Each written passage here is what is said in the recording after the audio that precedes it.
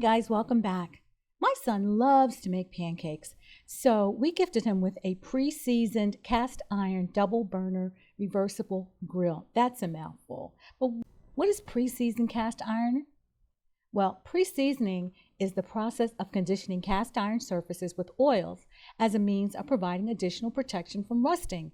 It's sometimes done by the manufacturer, but it's widely recommended that you as the purchaser do it yourself and repeat the process as your cast iron cookware ages.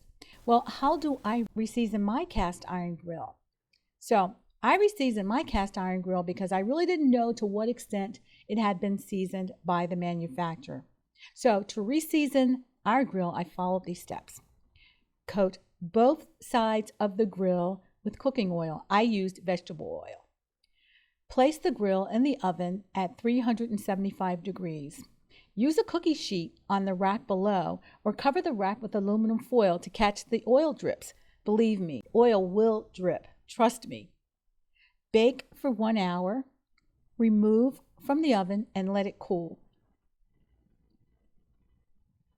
I love the sheen on this. It looks great. And I know my son will have many, many years of pancake making on his new pre-seasoned cast iron grill.